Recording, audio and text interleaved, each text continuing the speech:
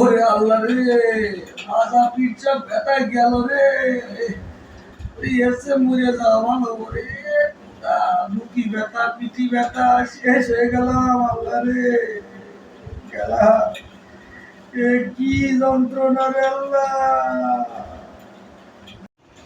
চাচা, কি হয়েছে তোমার? চেঁচাচ্ছাও কেন?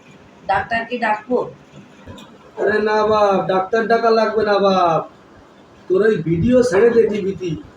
তোর ভিডিও দেখলি আমার অসুখ ভালো হয়ে যাবে রে বাপ। তাড়াতাড়ি টিভিতে ছেড়ে দে।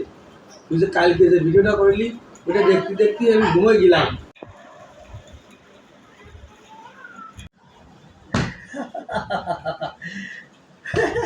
দেখেছিস, তোর ভিডিও দেখে আমার সব অসুখ ভালো হয়ে গেছে।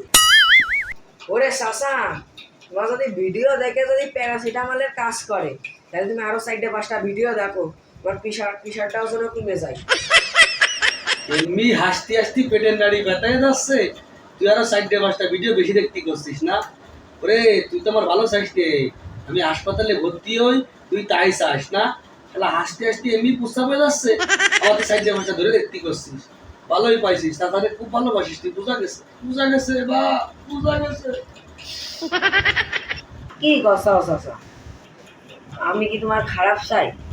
তোমার যে ডাক্তারে সকালবেলায় ওষুধ দিয়েছে, তুমি খাইছাও? খাইছাও? না বাপ, আমি ওষুধ খাইনি। তো ওই যে সকালে 1 কাপ গরম গরম চা, আর চার মধ্যে একটু মুড়ি, ওই খাইয়ে সেই ভালো লাগছিল, তাই আর ওষুধ খাইনি বাপ। এই যে তোমার এই একটা সমস্যা, ডাক্তার এখানে কয়েছে তোমার ওষুধ খাতি, তুমি সকালবেলায় চা আর মুড়ি খাচ্ছ, তাহলে কি তোমার অসুখ বিসুখ ভালো হয়?